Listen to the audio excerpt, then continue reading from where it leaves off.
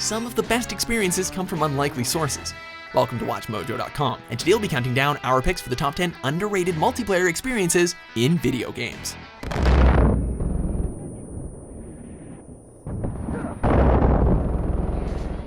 With so many games flooding the markets in dozens of different genres and styles, it's hard to keep up with some of the best that suit your needs. Thankfully, some titles are extremely capable at more than just one thing, and may be deserving of a little more attention than you might have thought. Our list is counting down those games that, whether they were simply overshadowed or overlooked, had the most underrated multiplayer modes.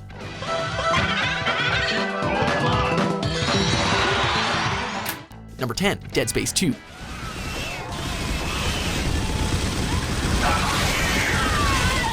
While all the attention and praise of this second entry in Visceral Games' sci-fi horror shooter is placed on its haunting single-player campaign, the multiplayer on offer here is perhaps the near peak of asymmetric gameplay, with players taking sides as either the Sprawl security forces or the Necromorphs. Power junction box overload detected. Failure imminent. Battles range across a variety of scenarios that keep the action as high-tempo and suspenseful as anything that comes through the main story of the game. Isaac Clarke may get the headlines, but players around the world spent countless hours completing team objectives in Outbreak mode.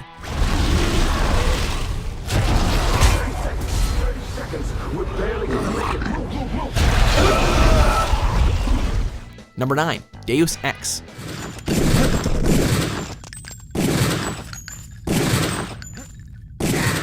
Honestly, we really didn't believe it either when it came up in our research. But even though you might not know it, multiplayer is officially supported in the Game of the Year edition of this PC classic. And it's definitely something pretty unique, especially considering the competition for its time.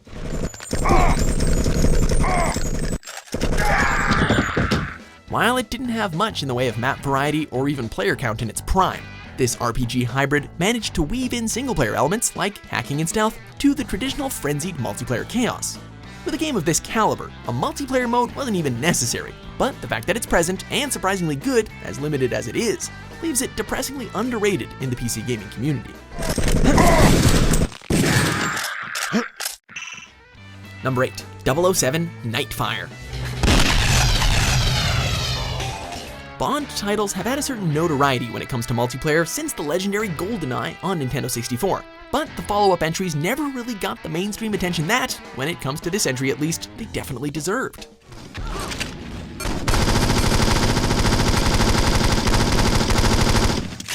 With a vast cast of characters to choose from, a hefty arsenal of weapons, and tons of maps and modes, Nightfire's multiplayer had a healthy, dedicated community that gunned each other down day in and day out. The servers may be far emptier almost 15 years later, but even if you haven't gotten any friends to run around with, the bots may still give you a run for your money. Number 7, Star Fox Assault. 3, 2, 1, go!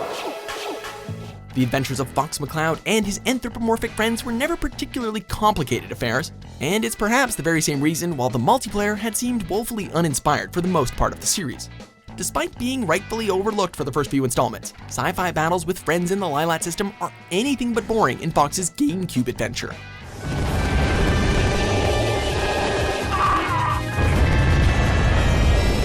Joining the traditional R-Wing and Landmaster battles, the ability to pick and swap weapons on foot encourages strategy, reflexes, and skill that are required to get the better of your foes and helps keep it playable even to this day.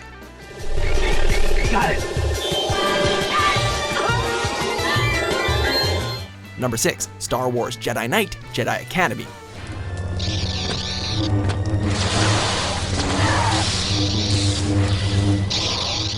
There are countless numbers of games that let you run around killing fellow players in battles to the death, but almost none of them let you do it with a freaking lightsaber, and even fewer do it well.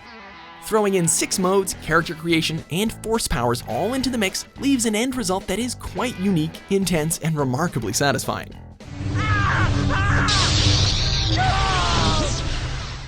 There are few better feelings than taking someone out with your own custom-built lightsaber, and having it done in a duel one-on-one thanks to superior skill is just the cherry on top.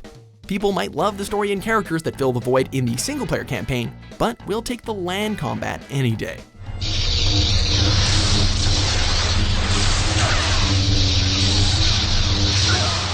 Number 5, Pikmin 3.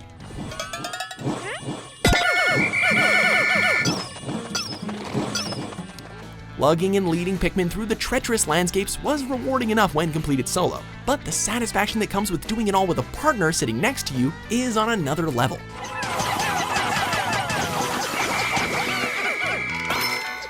Collecting treasures, bludgeoning hordes of enemies, and rushing through the bosses together is a test of patience and frustration that can leave even the best of friends hating one another.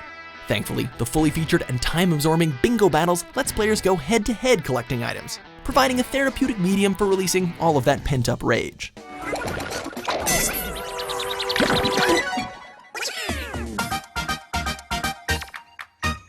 Number 4, Max Payne 3.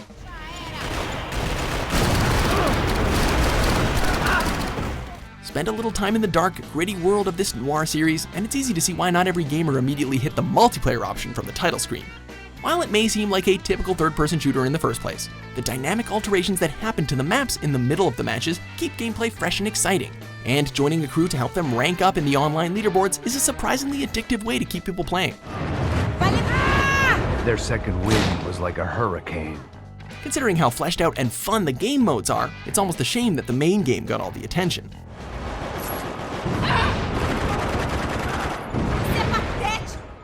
Number 3, Mass Effect 3. The rich, story-filled world of this sci-fi RPG series might give off the impression that any multiplayer is simply a throwaway effort, but that's certainly not the case here.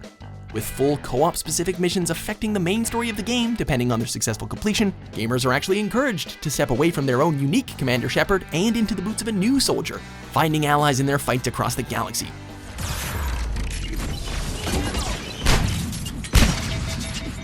While the mode might not necessarily have anything unique happen to the main story, a lot of thought and detail went into the subsequent DLC, and it's definitely worth giving a shot the next time you're struggling to get that perfect ending.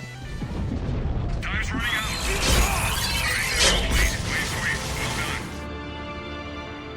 Number 2, Uncharted 3, Drake's Deception.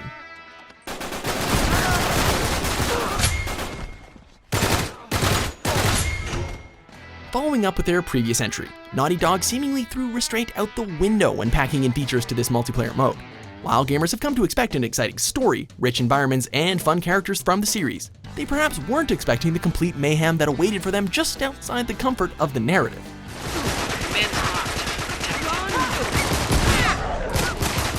With in-game events triggering in the middle of matches, comeback mechanics designed to aid losing teams, special unlockable abilities, and so much more, this is definitely a mode that perhaps didn't get the due attention it deserved when it was first released. Before we get to our top pick, here are a few honorable mentions.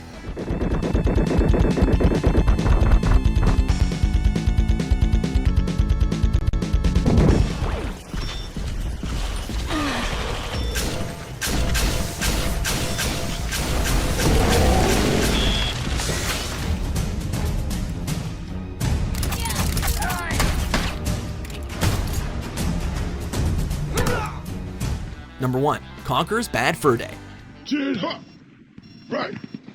Find a weapon and get yourself either defending this base, attacking the other base, or get the enemy canister.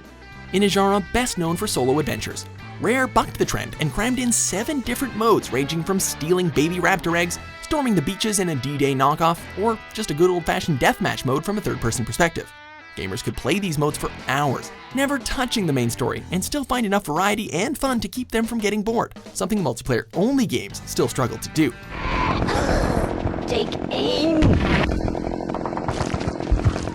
The terrible Xbox version may have tarnished the memories for some, but when it comes to the original on the N64, no multiplayer is more criminally underrated than the plethora of modes in this deceptively mature, funny platformer.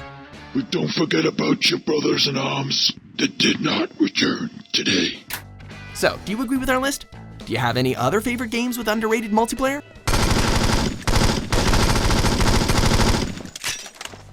For more entertaining top 10s published every day, be sure to subscribe to WatchMojo.com.